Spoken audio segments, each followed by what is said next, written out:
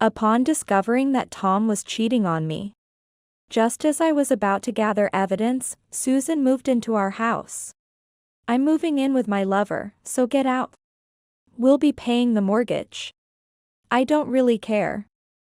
But you know, the mortgage is expensive, right? You don't get it, do you? My annual income has increased compared to a few years ago. I can easily pay off the mortgage. Oh, is that so? Then I guess it's fine. You should respect me more. It's because I married you that you've been able to live leisurely in such a stylish house every day. Yet, you give me orders and talk back all the time. Tom pointed at me. I don't need you anymore. Don't ever show your face again. I sighed and muttered quietly. Then I'll leave, though the mortgage is $4,000 a month. While I was working hard without enough sleep, you were infatuated with a young lover. You'll pay for betraying me. My name is Linda, a 47-year-old housewife. It's been 10 years since I married Tom. After graduating from university, I was working as an office worker at a small company. But I decided to pursue my dream. I studied web design and then switched jobs to the company where Tom works. Tom, capable yet friendly, was adored by his bosses and juniors. I also had feelings for him, and after he asked me out over a meal, we started dating. Before I knew it, I was over 35, immersed in my work. I had given up on marriage, so I was thrilled to be dating Tom. We agreed on not having children and shared the same values, so we got married. Upon marriage, I became a freelancer and started working from home. I remember being very grateful for the support I received from Tom, such as introducing me to his clients. When my business was on track, at Tom's request, we bought land near a station and had a major construction company build a house. Though I was a bit anxious about the high monthly mortgage, Tom insisted on building his dream house. And the salesperson from the housing company persuaded us to make a hasty decision. Once completed, the house was comfortable and cozy, and the days with Tom were peaceful. However, after a few years, Tom showed his true self. Tom is careless with money. For example, when we go shopping together, he keeps throwing in what he wants into the shopping basket and makes me pay for everything. Oh, domestic beef is on sale. Linda, grill it later. Tonight's dinner is braised yellowtail and root vegetable stew. We can have that tomorrow. Oh, and sushi is on discount too. Let's also buy some premium whiskey and sweet potato shochu. And so on. Since I manage our budget to stay within a set limit, going over budget was a problem. It's okay, occasionally, but every time I say I'm going to the supermarket, he insists on coming along. When this happens every weekend, it results in more than $100 in extra expenses. Tom, you should pay for what you buy. When I asked him to do so, he threw the money on the desk along with the receipt. Here you go. You're such a miser. You earn a decent amount too, so you could at least pay for this much. Indeed, I earn a fair amount because I work full-time. Still, it's frustrating to be spoken to like this. Linda, as a housewife, you should manage these things better. That's part of your job, right? He sighed deeply and lectured me. $500 a month for pocket money is too little. I need more. I get less than half of that. When I objected, Tom looked annoyed. Unlike you, who works from home, I have social obligations at work. I even treat my subordinates. Even $1,000 isn't enough. Unable to bear it any longer, I showed him the household budget on a computer app, and he reluctantly agreed. Fine. You agree? Yeah. Basically, I just need to earn more. What? Tom crossed his arms and nodded. Think about it. It's strange for a husband to earn less than his wife. If I earn more than you won't be able to act defiantly towards me. I was dumbfounded. Are you going to be busier than now? You hardly do any housework as it is. You should do it. You're at home all day since you work from home. I was speechless at Tom's arrogant remarks. Even though I'm at home, I have a schedule and work to do. It's not like I'm playing around. Understood. If you're unhappy with your allowance, let's keep our finances separate from now on.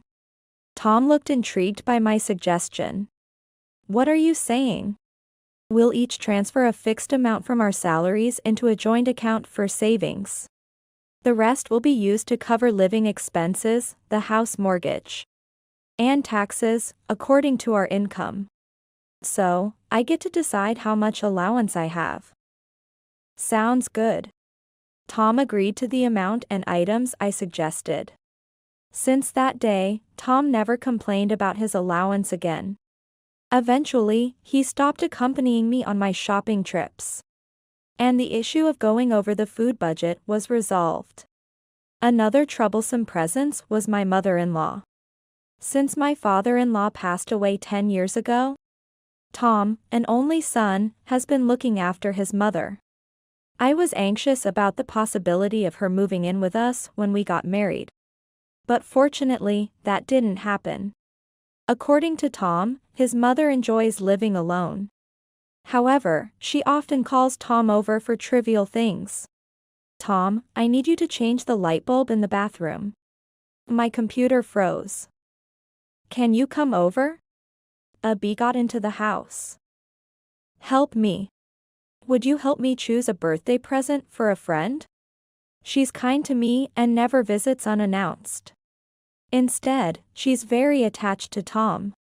Moreover, Tom has promised to spend Mother's Day and her birthday with her every year. I send him off silently every year, thinking to myself that he's a severe mama's boy. But I can see getting angry would be pointless.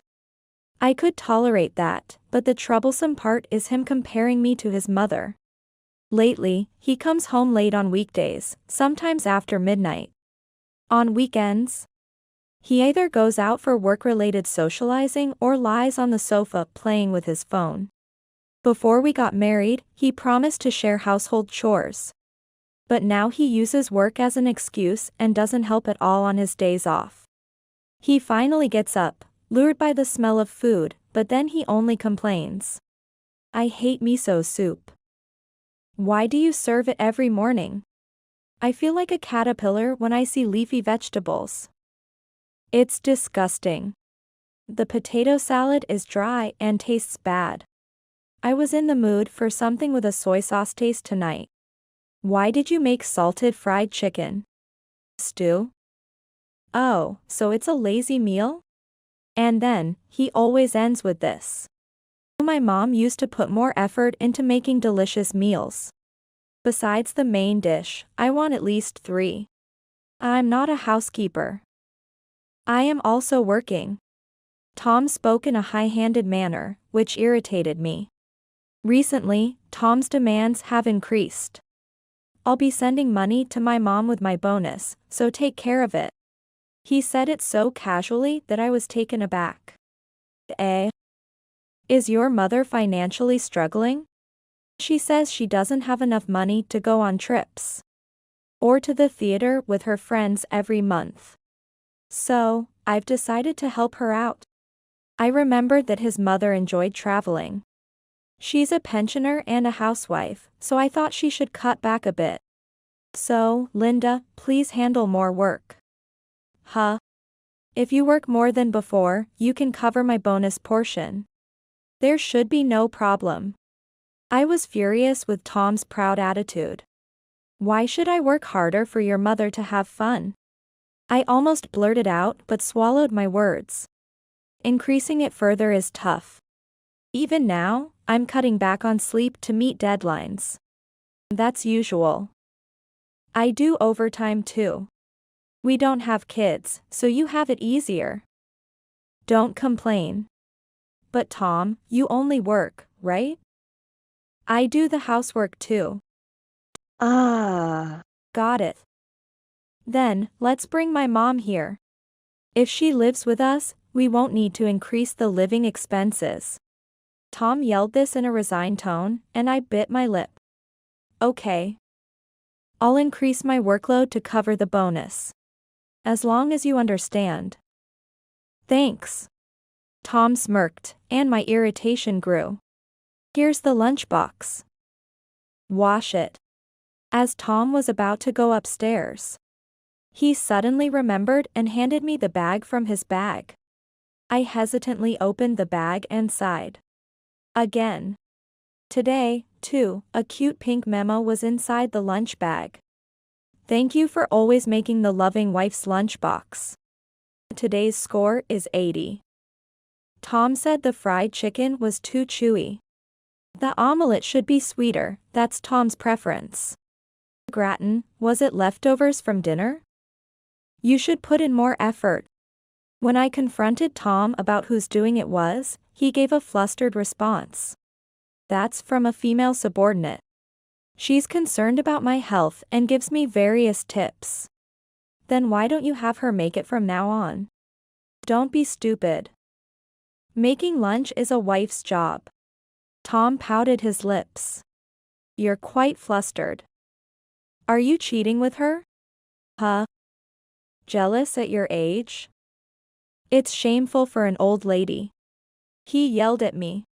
Since we're on the subject, let me say this, Linda, you're always nagging. I didn't ask for you to take care of me so much. Leave me alone a bit more. If I leave you alone, you'd neglect yourself. Please take a bath quickly.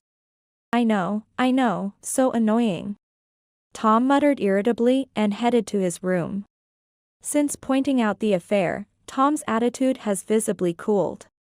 The harsh words Tom said to me lingered in my ears, and sometimes, before sleeping, they come back at me and I would wet my pillow with tears. Wanting my husband to be well-groomed is only natural for a wife. And then, the misery of having the lunchbox I carefully prepared considering the color and nutritional balance judged condescendingly by someone else. Tom, who doesn't cook, probably wouldn't understand.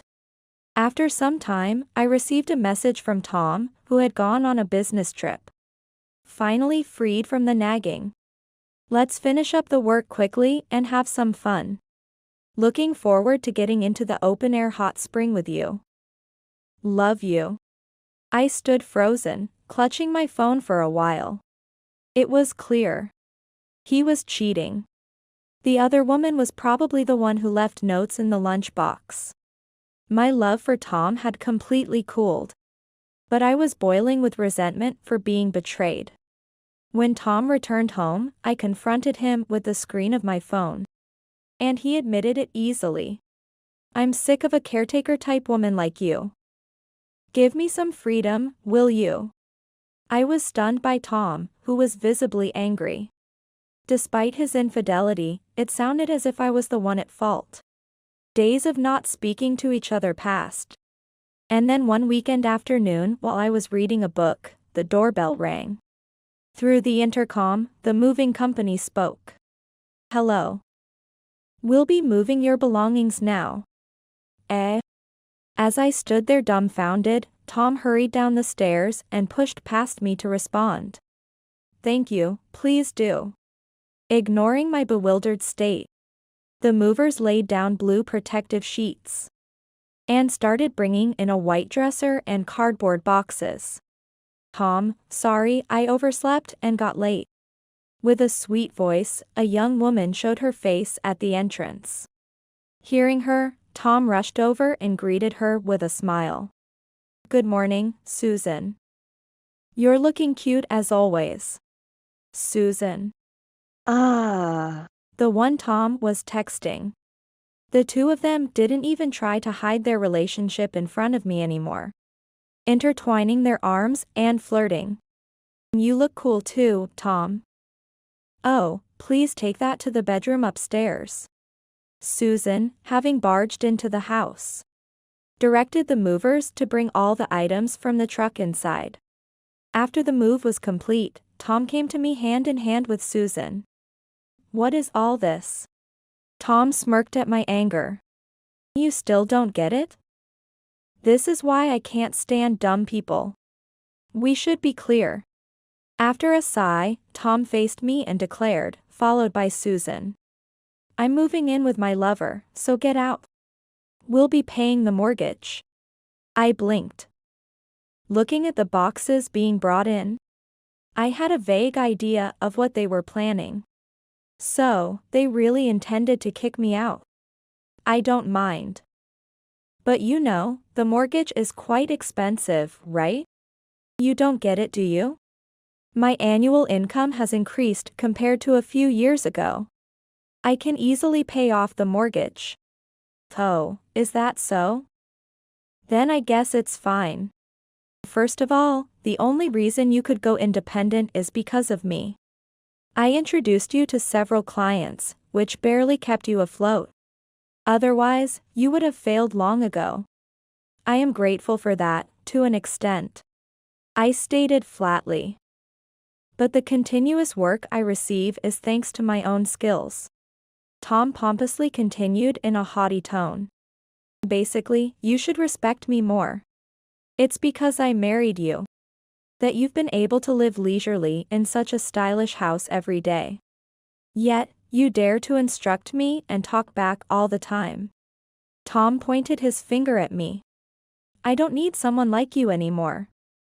Don't show your face again. I shrugged my shoulders. Then I'll leave, though the mortgage is $4,000 a month. While packing essentials into a trunk, I was so angry I felt like screaming.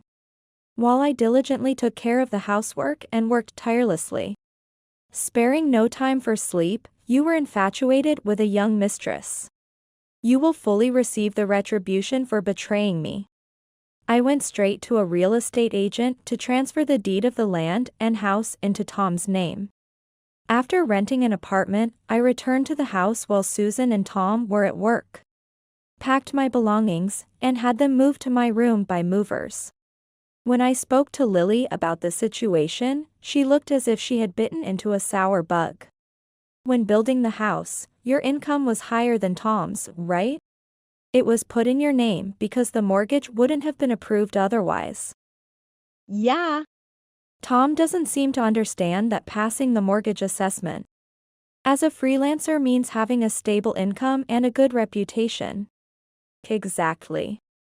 Anyone would realize how highly regarded you are in the industry with a little research.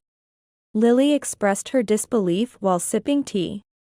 Is Tom's salary higher than yours now? Who knows? But even if it is, he gives away money as soon as his mother asks. I think $4,000 a month will be tough.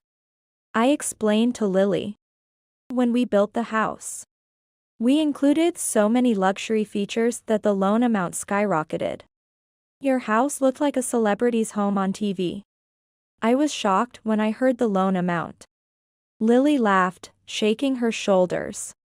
Since it's deducted from your account, maybe he forgot how much is being paid monthly. I think so. He's always been careless with money. While eating cake, I continued. What will he do if he can't pay the mortgage after it's in his name? Will it be auctioned off? Yes. Unfortunately, but there's nothing to be done about it. Lily looked disappointed. Tom is competent at work, right?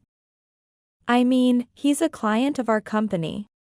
Not only is he adored by female employees, but his bosses and male juniors clearly respect him too. He was kind when we were dating. He supported my work too. As I rested my cheek on my hand, Lily frowned. Are you going to discuss divorce proceedings now? Yes. I'll hire a lawyer and start negotiations for alimony. I also need to investigate her background. The saleswoman, Susan Ito? I saw her before, she seemed shrewd. Be careful. Yeah. Thank you. After enjoying the chat with Lily, I returned to my apartment. A week later, as I looked at the photos of Susan provided by the detective agency, I received a call from an unfamiliar number. Curious, I answered, and it was Susan. Hey. Do something about Tom. What? He tries to go to work with his hair all messy from sleep, doesn't shave. And even finds washing his face too bothersome. What's with that? I chuckled softly. That's the real Tom. What? Unless you constantly nag him, he won't do anything. On the other end of the phone, Susan fell silent. After a moment, she muttered to herself. He even resists taking showers and brushing his teeth. I figured as much. That's why he found me annoying when I nagged about it. I explained in detail to Susan. The reason Tom always seemed fresh was because I ironed his shirts and handkerchiefs and provided him with care products for breath freshness. It was all part of looking after his appearance. Do you really have to spell out such things to an adult? Disbelief tinged Susan's voice. Yes. If you don't like it, why not break up? I won't fall for that trick. A handsome, high-earning man with a house and a yard is a catch. I'll change Tom, just watch. Good luck with that. Oh, I'm coming over tomorrow. I have something to discuss with both Tom and you, Susan. Hey? You're not welcome. You want me to divorce him, right? It's about that discussion. Fine. Though reluctant, Susan agreed. When I visited the house, Tom showed his displeasure openly. I'm busy. Let's make this quick. I glanced at the wall calendar and nodded. Today's your birthday, isn't it, Tom? That's right. It's an important day. So once your business is done, please leave quickly. I shifted my gaze from Susan to Tom. Oh, haven't you told her yet? Told me what? Tom looked uncomfortable. I was going to tell her later. Susan looked back and forth between me and Tom. I smiled brightly. You're going out to eat together, right? You've made reservations. Yes, at the Italian place in front of the station. The usual old-fashioned Japanese restaurant? My interruption irritated Susan. Can you just be quiet for a second? It's your mother-in-law's favorite place, right? Susan looked puzzled. Mother-in-law? Apparently, Tom hadn't told her. Suppressing a laugh, I spilled the beans to Susan. Every year on his birthday, Tom has dinner with his mother. He cancels all other plans for that day and spends the night with her until the next morning. Susan's mouth dropped open in shock. And it's the same for his mother's birthday, Mother's Day, and Christmas. Susan, you must have noticed, right? As I spoke, I laid out photos on the dining table. Susan grimaced greatly upon seeing the photos. Unbelievable. Don't make that face. Birthdays are to thank my mother for giving birth to me. Tom blushed as he retorted. The photos showed Tom walking closely and smiling with his mother. Tom glared at Susan, speaking harshly. Each of these days is a cherished memory for me and my mom. Valuing one's parents is a good thing, isn't it? I shouldn't be criticized for it. I get that, but shopping arm in arm, taking cheek-to-cheek photos, and having candlelit romantic dinners with your mother is a bit much, don't you think? Susan looked down at the photos, her voice rising in a scream-like pitch. Seeing Tom's mother, who looked young for her age, made the scenes look more like dates with an older woman rather than mother and son outings. What's wrong with dating my mom? After Dad passed away, she's been lonely and wants me around. I've got to make her happy as much as I can. Oh, he actually said dating. I had to suppress a laugh. So, it's always been like this? Getting stood up for mother's priorities even after booking nice restaurants. For Tom's birthday or Christmas? Susan appealed to Tom with teary eyes. And all those times you canceled our dates for work. It was actually to do errands for your mom or prioritize something for her? Yeah. That's right. Tom admitted it easily. Wah. Who's more important to you, me or your mother? My mom, of course. He said it coldly. What? I thought you were cool, competent, kind, and wonderful. But you're actually a mama's boy and sloppy. What a disappointment. Then why don't you break up? I don't need him anymore either. I teased Susan with a chuckle as she drooped her shoulders. Oh, and he gives his mom $5,000 from his bonus. Apart from gifts for anniversaries. Susan's eyes widened in shock. Huh? He gives her $10,000 a year? Yeah. Huh? That's ridiculous. There's going to be less for me. What? Susan hastily covered her mouth, looking pale. I took this opportunity to lay out photos of Susan from a large envelope on the table. Susan, you know I hate gambling, right? Investigations had shown Susan frequently visited gambling venues on her days off. As Tom looked through the photos, his expression changed dramatically. Slots, horse racing, boat racing? You're doing every kind of gambling. So what?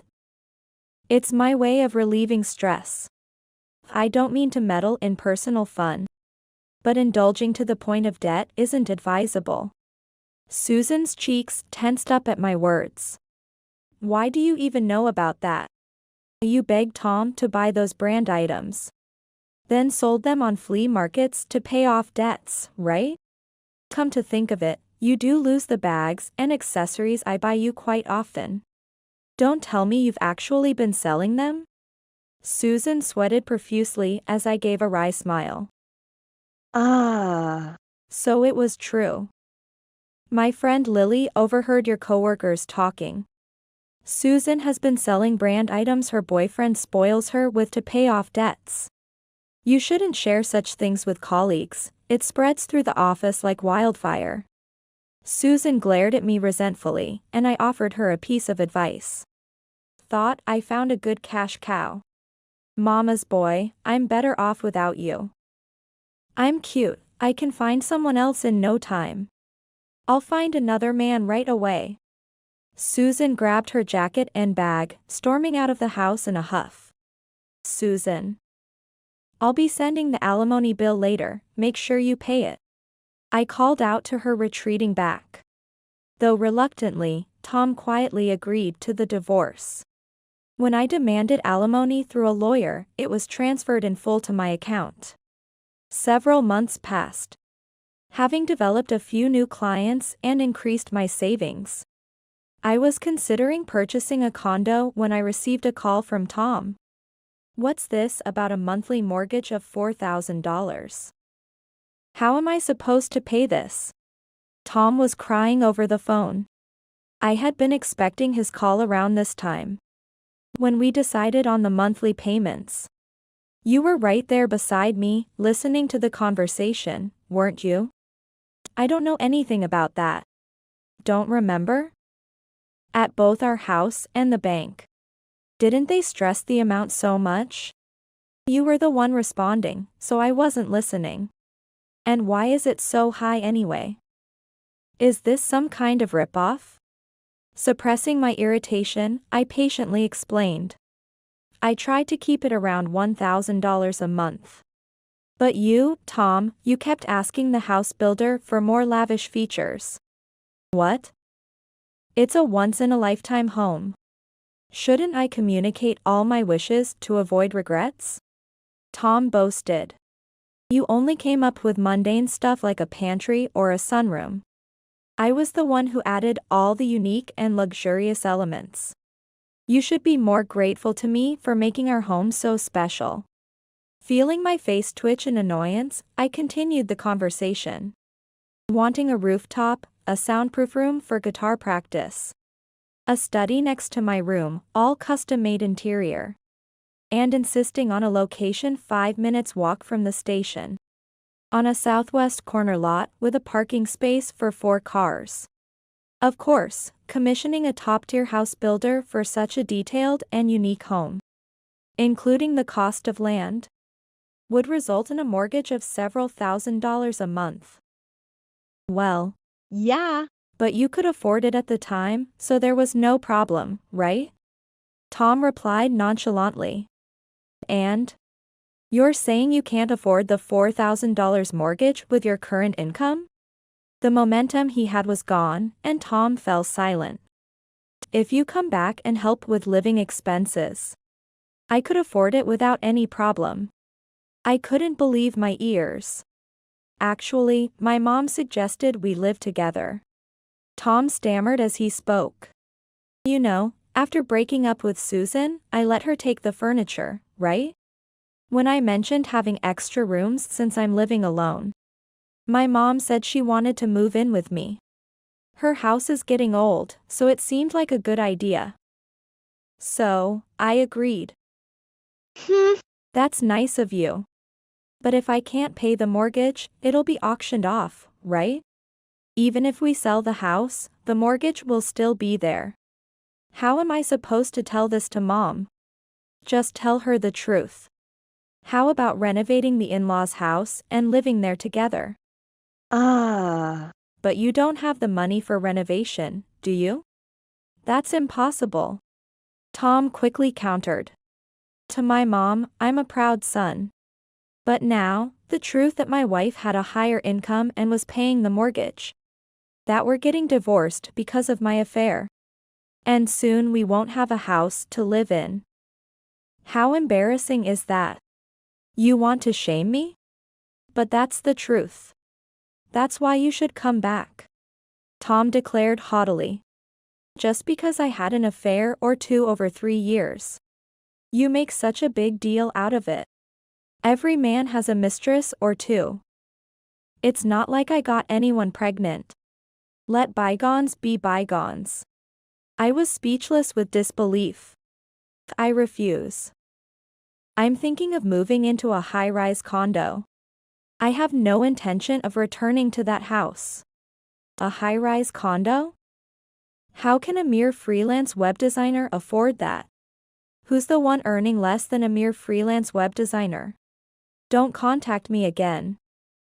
From now on, communicate through a lawyer. I firmly stated, hung up the phone, and blocked Tom's contact. The stay-at-home mother-in-law also depends on the $10,000 from Tom and her pension. Paying that house's mortgage would be impossible for them. I thought that was the end of it, but the next day, I got a call from my mother-in-law. Linda, please help Tom. Before I could speak, the mother-in-law pleaded in a pitiful tone. We're family, aren't we? You're earning decently, aren't you? Please pay off the house's mortgage. I suppressed my rising disgust and spoke in a low voice. We're divorced now, so we're strangers. How cold. After all Tom has done for you, that's just unacceptable. The one who cheated and kicked me out of the house was Tom. And I was the one paying the mortgage. Stop making a fuss over a mere affair. It's disgraceful. As if to say what a troublesome person, the mother-in-law continued. You don't have to live together, I will move in. I don't want to live with you anyway. I'm just asking for you to pay the mortgage. I'm begging you, so just comply quietly. Like a mother, like a son. I truly understood that now. The person living in the house should be the one to pay. I refuse. Fine, you miser. That's why Tom cheated on you. With your unattractive personality. Leaving those parting words, the mother-in-law hung up. Of course, I blocked the mother-in-law immediately. Sometime later, Lily told me an unbelievable story. Apparently, Susan was caught trying to take money from the company's safe by security guards and got arrested. After breaking up with Tom, her gambling debts spiraled out of control, leading her to desperation. Susan looked completely haggard in the online news, all traces of her beauty gone. As expected, Tom failed the mortgage application, and the house was auctioned off. Though it sold, Tom was left with the remaining mortgage, living in his parents' house while continuing to make payments. Furthermore, Susan claimed to the police that Tom coerced me into stealing the money, so Tom was also questioned. Since Susan's statement was a complete lie, Tom was quickly released, but their relationship was known to all employees, causing Tom to lose his credibility instantly. Being uncomfortable at the company alongside Susan, who received probation, Tom was forced to resign voluntarily. Later, Tom struggled with multiple part-time jobs to make the mortgage payments. Despite seeing his hardships, his mother continued to spend his earnings lavishly. Even though Tom tried to convince her, his mother wouldn't listen, often leading to neighbor-disturbing parental arguments. Having moved to the high-rise condo I always dreamed of, I started living comfortably alone. Unlike the previous house filled with Tom's wishes, I chose a place that suited my own tastes this time. Work is busy but fulfilling. The modest happiness of spending my earnings solely on myself is something I cherish. Still feeling I have much to learn, I plan to continue honing my skills and enhancing my design abilities.